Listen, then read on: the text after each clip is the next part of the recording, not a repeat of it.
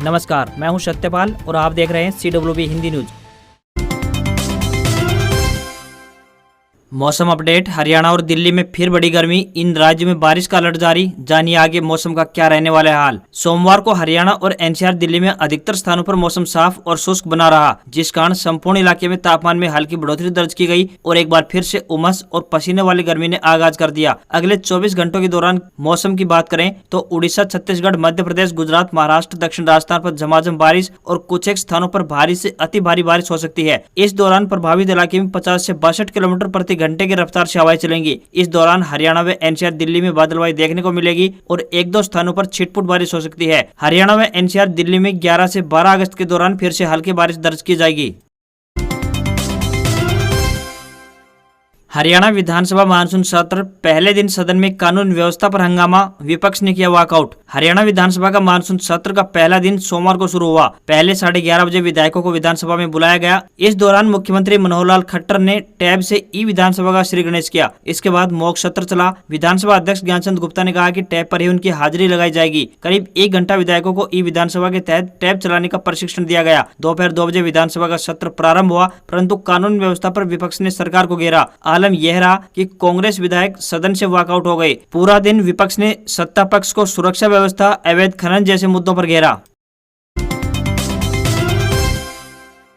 कांग्रेस में शामिल हुए 3 पूर्व MLA, पूर्व मंत्री संपत सिंह, राधेश्याम शर्मा और राम भोले शर्मा ने पार्टी की सदस्यता ली। हरियाणा कांग्रेस के अध्यक्ष उदयवान और पूर्व CM भूपेंद्र सिंह हुड्डा के नेतृत्व में पूर्व मंत्री संपत सिंह ने कांग्रेस ज्वाइन की। इस मौके पर ही पूर्व विधायक राधेश्याम शर्मा, हिसार से पूर्व निर्दलीय विधायक राम भोले शर्मा और अंबाला से कांग्रेस की टिकट पर चुनाव लड़ चुके हिम्मत सिंह दोबारा कांग्रेस पार्टी में शामिल हुए। कांग्रेस प्रदेशाध्यक्ष उदयवान ने कहा कि पूर्व मंत्री संपत सिंह 6 बार विधायक रहे हैं। वे पहले भी पार्टी में थे, परंतु कुछ कारणों से बाहर जाना पड़ा। जिस तरह से प्रदेश में भाजपा की जन विरोधी नीतियां चल रही हैं, आम आदमी परेशान है। सब मिलजुल कर इस सरकार को उखाड़ने का काम करेंगे।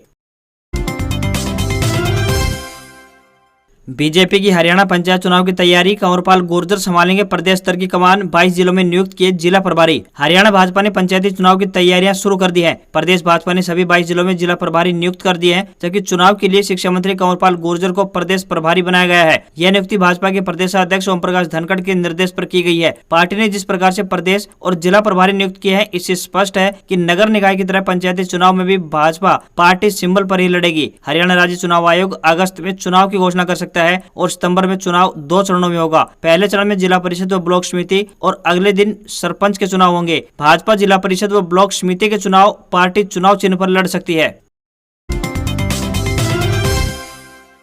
खाटू श्याम जी में भगदड़ पर इंटेलिजेंस ने किया था अलर्ट। 1 लाख भक्तों के लिए सिर्फ 150 पुलिस वाले, 4 घंटे दर्शन रोकने से बढ़ती गई भीड़। सोमवार सुबह 5 बजे 1 लाख भक्त खाटू श्याम जी में बाबा श्याम के दर्शन के लिए लाइन में लगे हुए थे। 5 घंटे इंतजार के बाद जैसे ही पट खुले, भगदड़ मच गई। इस भगदड़ में 3 महिलाओं की मौत हो गई और 4 लोग गंभीर रूप से घायल हो गए हैं। 3 महिलाओं की मौत के बाद जिम्मेदार अपनी जिम्मेदारी निभाने की रस्मों में जुट गए। SP कुंवर राष्ट्रदीप ने खाटू थानाधिकारी SI रिया चौधरी को सस्पेंड कर दिया है। खाटू श्याम में 3 महिलाओं की मौत हादसा नहीं, हत्या थी। पुलिस प्रशासन और मंदिर कमेटी की लापरवाही और मिसमैनेजमेंट के कारण भगदड़ मची। पिछले महीने की भीड़ को देखते हुए इंटेलिजेंस ने इनपुट भी दिया था कि भीड़ बढ़ने से हादसा हो सकता था। इसके बाद भी पुलिस और मंदिर प्रबंधन ने इसे सीरियसली नहीं लिया और उस मुताबिक व्यवस्थाएं नहीं बनाई। खाटू में लक्की मेले के दौरान 3000 से ज्यादा पुलिसकर्मियों की ड्यूटी लगाई जाती है, लेकिन मासिक मेले के दौरान सिर्फ 300 पुलिसकर्मियों की तैनात किए गए थे, वो भी 2 शिफ्ट में। घटनास्थल के पास 3 CCTV लगे हुए हैं, जिनकी पूरी घटना रिकॉर्ड हुई है। इन कैमरों का कंट्रोल रूम मंदिर कमेटी के पास ही है। सुबह 9 बजे के बाद कलेक्टर SP ने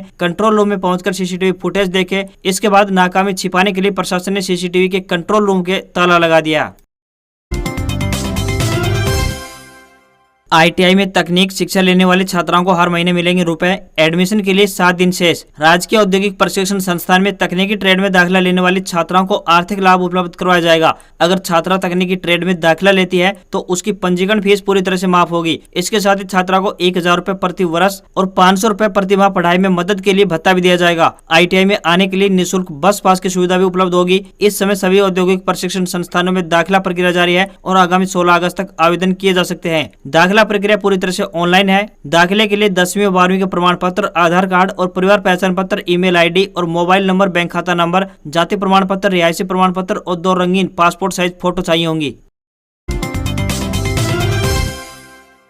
गोगामेडी मेले के लिए रेलवे ने चलाई 4 स्पेशल ट्रेन, 2 का होगा स्टेशन पर ठहराव। रेलवे विभाग की ओर से राजस्थान के हनुमानगढ़ में लगने वाले गोगामेडी व रामदेवरा मेले में जाने वाले श्रद्धालुओं को तोहफा दिया गया है। गोगामेडी मेले के लिए कोरोना काल से बंद रेवाड़ी से ट्रेन का संचालन शुरू कर दिया है। गोगामेडी के मेले में जाने वाली भीड़ को देखते हुए रेलवे ने 16 अगस्त से रेवाड़ी गोगामेडी रेवाड़ी के लिए 4 मेला स्पेशल रेलगाड़ियां शुरू करने का एक बड़ा निर्णय लिया है। मेला स्पेशल रेल सेवा 11 अगस्त से 22 अगस्त तक चलेगी। वहीं श्री गंगानगर बांद्रा टर्मिनस रेलगाड़ी गोगामेडी स्टेशन पर अस्थायी ठहराव करेगी। गाड़ी संख्या 04785 16 अगस्त से 22 अगस्त तक रेवाड़ी से सुबह 6:15 पर प्रस्थान करके 10:20 पर गोगामेडी पहुंचेगी। इसी प्रकार गाड़ी संख्या 04786 गोगामेडी रेवाड़ी मेला स्पेशल 16 से 22 अगस्त तक गोगामेडी से 10:45 पर प्रस्थान करके शाम 3:15 पर रेवाड़ी पहुंचेगी। गाड़ी संख्या 04793 रेवाड़ी गोगामेडी मेला स्पेशल 16 से 22 अगस्त तक रेवाड़ी से शाम 3:55 पर प्रस्थान करके रात 8 बजे गोगामेडी पहुंचेगी। इसी प्रकार गाड़ी संख्या 04794 गोगामेडी रेवाड़ी मेला स्पेशल 16 से 22 अगस्त तक गोगामेडी से रात 8:50 पर प्रस्थान करके मध्य रात्रि 12:40 पर रेवाड़ी पहुंचेगी। हरियाणा में महिलाओं को फ्री ड्राइविंग सिखाएगी और रहने खाने के साथ रुपए भी देगी सरकार, जल्द करें आवेदन। महिला सशक्तिकरण के लिए निरंतर प्रयासरत महिला एवं बाल विकास विभाग के तहत हरियाणा महिला विकास निगम द्वारा प्रदेश में बेटियों को आत्मरक्षा और वाहन चलाने के लिए निःशुल्क प्रशिक्षण दिया जाएगा। राज्य मंत्री कमलेश ढांडा ने बताया कि पहले चरण में कैथल, झज्जर, रोहतक, जींद और पानीपत जिले के 15 पात्र उम्मीदवारों को ये प्रशिक्षण दिया जाएगा। इसके लिए इन जिलों के पात्र उम्मीदवारों को 22 अगस्त तक ऑनलाइन माध्यम से हरियाणा महिला विकास निगम की ईमेल पर सत्यापित प्रति के तौर पर तथा दस्ती तौर पर जिला कार्यालयों में भेजे जा सकेंगे। आवेदक की आयु 18 से 45 आयु वर्ग के साथ 12वीं कक्षा या इससे उच्चतर शैक्षणिक योग्यता को वरीयता दी जाएगी। आवेदक के पास अच्छा दृष्टि रंग और वैध प्रशिक्षु लाइसेंस होना चाहिए तथा गरीबी रेखा से नीचे या जिस परिवार की वार्षिक आय परिवार पहचान पत्र में 1,80,000 रुपए या इससे कम है, वो बेटियां और महिलाएं भी आवेदन कर सकेंगी। खिलाड़ियों पर धन वर्षा, कॉमनवेल्थ गेम्स के विजेता खिलाड़ियों को हरियाणा सरकार देगी करोड़ों रुपए के इनाम। इंग्लैंड के बर्मिंघम में 22वीं राष्ट्रमंडल खेलों में देश के खिलाड़ियों ने अपना शानदार प्रदर्शन बरकरार रखा है। अभी तक देश को कुल 55 मेडल हासिल हुए हैं, जिसमें 18 गोल्ड, 15 सिल्वर और 22 ब्रॉन्ज मेडल शामिल है। भारतीय दल में इस बार सबसे ज्यादा खिलाड़ी 43 हरियाणा से है। इनमें से 17 खिलाड़ियों ने मेडल जीतकर देश और प्रदेश का नाम रोशन किया है। मनोहर लाल ने कहा है कि हरियाणा सरकार मेडल विजेता खिलाड़ियों को सबसे ज्यादा इनाम राशि देकर सम्मानित करती है। उन्होंने कहा कि प्रदेश सरकार खेलों में पदक जीतने वाले खिलाड़ियों को स्वर्ण पदक के लिए 1.5 करोड़ रुपए, रजत पदक के लिए 75 लाख रुपए और कांस्य पदक के लिए 50 लाख रुपए देगी। इसके साथ ही राष्ट्रमंडल खेलों में भाग लेने वाले खिलाड़ियों को 7.5 लाख रुपए मिलेंगे।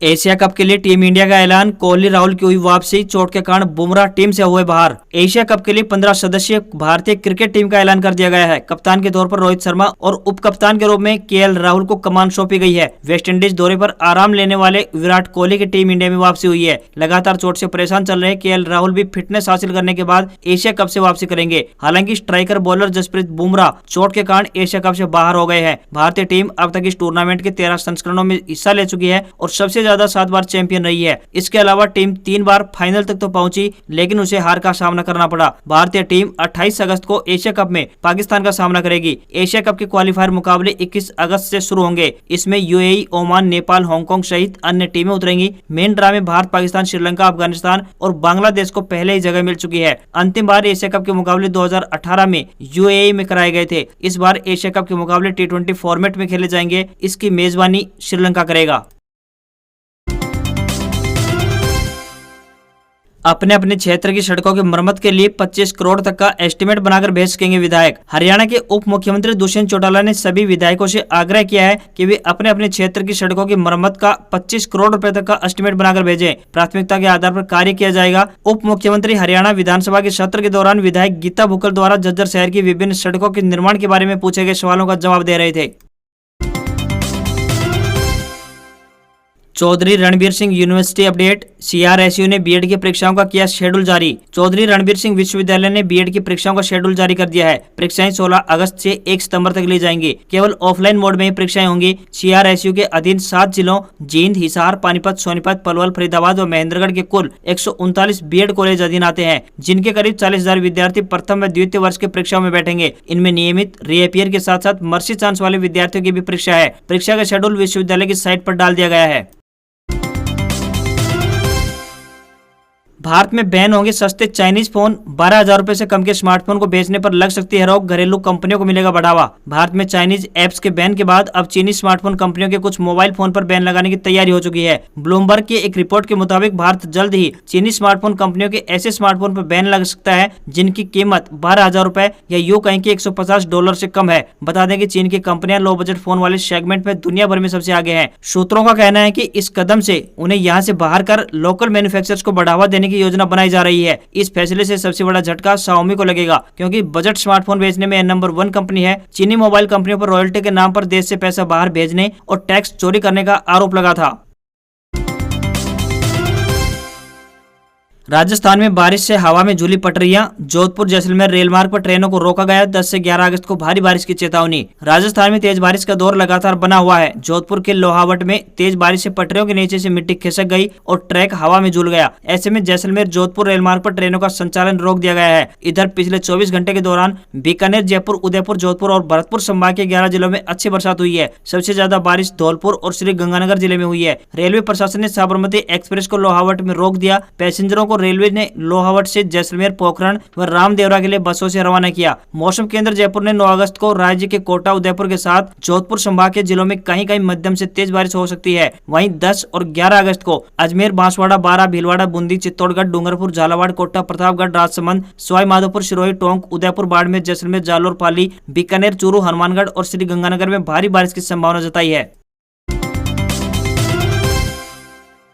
नासा ने खोजी सुपर अर्थ, यह पृथ्वी से 4 गुना बड़ी। 11 दिन में पूरा होता है साल। जीवन की संभावना भी हो सकती है। वैज्ञानिक अक्सर अंतरिक्ष में पृथ्वी जैसे ग्रहों की खोज करते रहते हैं। हाल ही में अमेरिकी स्पेस एजेंसी नासा ने एक ऐसा ही ग्रह खोजा है जिसका द्रव्यमान धरती से 4 गुना ज्यादा है। यह हमारी आकाशगंगा के बाहरी इलाके में मौजूद है। वैज्ञानिकों ने इसका नाम रोस 508b रखा है। हालांकि इसे सुपर अर्थ भी कहा जा रहा है। हमारे सौरमंडल के बाहर स्थित ग्रहों को एक्सोप्लैनेट कहा जाता है, इसलिए रोस 508b भी एक एक्सोप्लैनेट है। यह पृथ्वी से 37 प्रकाश वर्ष दूर स्थित है। नासा के अनुसार यह एक ऐसे तारे की परिक्रमा करता है जिसका द्रव्यमान सूर्य का 5वां हिस्सा है। वैज्ञानिकों के मुताबिक इस तरह का ग्रह अपनी सतह पर पानी बनाए रखने में सक्षम हो सकता है। हालांकि यह पानी या जीवन वास्तव में पनपता है या नहीं, इस पर अभी और रिसर्च होनी बाकी है। इसी तरह की खबरों से अपडेट रहने के लिए बने रहिए हमारे साथ, यानी CWB हिंदी न्यूज के साथ। नमस्कार।